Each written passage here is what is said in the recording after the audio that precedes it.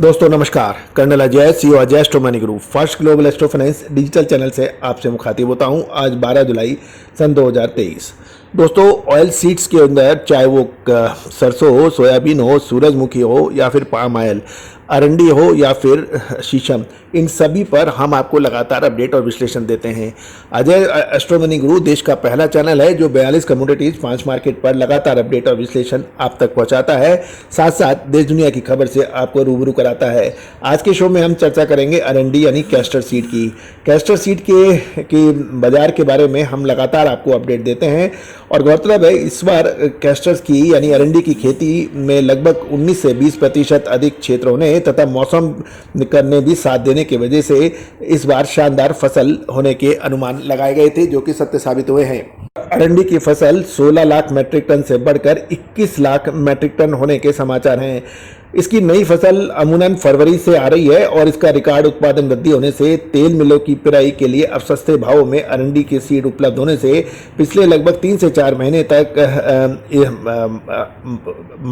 माल प्रचुर मात्रा में रहा और यही कारण है कि इसके भावों में कोई बड़ी तेजी नहीं बन पाई है। और यही कारण रहा कि राजकोट के साथ साथ जयपुर कोटा लाइन में भी अरंडी सीड के भाव तेल प्रतिशत के हिसाब से 52 से 53 रुपये प्रति किलो नीचे में दिखाए थे, जो सीजन में 71 से 72 रुपये के भाव थे। जिस कारण अरंडी के तेल में भी 160 रुपये से बढ़कर ये 120 रुपये 122 रुपये तक एक्स मिल गुजरात के भाव रह गए थे। अब महत्वपूर्ण यह होता है कि यदि बहुत तेजी से यदि कोई गिरावट होती है तो बाउंस बैक होने की संभावना बन सकती है।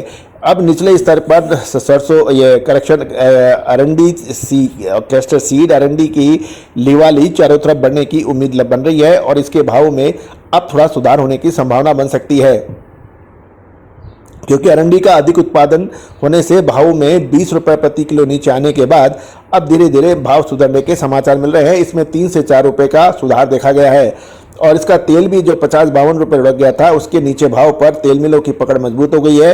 अतः अब ये अरंडी तेल यानी कैस्टर सीड ऑयल और कैस्टर सीड इसके अंदर अब कम खतरा नजर आ रहा है। कैस्टर सीड के अंदर भी 122 रुपये से बढ़कर 127 रुपये प्रति किलो के भाव बताए जा रहे हैं। गौरतलब है कि अंतर्राष्ट्रीय बाजारों में अरंडी के भाव ऊंचे होने तथा अफ्रीकन देशों के लिवाले आने से अरंडी तेल का निर्यात एक पखवाड़े में 10% बढ़ गया है और तेल मिले अरंडी तेल को बढ़ाकर भाव खरीद रही हैं तथा तेल के भाव भी अब धीरे धीरे ऊंचे बन गए हैं। तेल मिलों ने अरंडी के भाव को बढ़ाना शुरू किया है ताकि इसकी डिमांड निकल गई है। वही सकल उत्पादन में भारी वृद्धि होने से उत्पादक मंडियों में आवक का दबाव पिछले 3 महीने के अंतर्गत जबरदस्त रहा, जिससे बाजार लगातार टूटते चले गए। अब इन भावों के उत्पादक मंडियों में पिराई वालों के पर्दे में लग रहे हैं, क्योंकि तेल के भाव सीड की तुलना में फिर बढ़ने लगे हैं। दूसरी ओर मेडिसिन यानी औषधि निर्माताओं के साथ साथ औद्योगिक कंपनियों ने में भी तेजी से मांग बढ़ने के समाचार हैं। निर्यातक भी लगातार भाव बढ़ाकर बोलने लगे हैं तथा गुजरात राजस्थान में इसकी पूछ परख होने लगी है। इन परिस्थितियों में अभी अरंडी में किसानों का मानना है कि 10 रुपये प्रति किलो के भाव बढ़ सकते हैं और तेल के अंदर भी तेजी के आसार हो सकती है, क्योंकि अभी नई फसल आने में काफ़ी लंबा समय बाकी है और बाहरी ट्रेड के कारोबार मंदे में अपना माल काट चुके हैं। इस अनुमान से अधिक तेजी का जो व्यापार है अब मंदे के व्यापार करने से बचना चाहिए। दोस्तों चाइना की और दूसरे देशों से अरंडी के तेल की निर्यात की पूछ परख पिछले कुछ महीनों में कम रही थी और यही वजह थे कि अरंडी के भाव और अरंडी तेल के भाव लगातार नीचे चले गए। लेकिन हमेशा कहा जाता है कि जब कोई भाव बहुत अधिक नीचे चले जाते हैं तो वो एक सुनहरा अवसर हो जाता है खरीदारी के लिए, निवेश के लिए।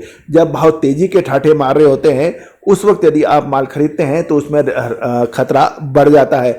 दोस्तों ऑयल सीड्स के सभी विशेष रिपोर्ट्स के लिए आप संपर्क करें। All the very best, good luck, happy trading.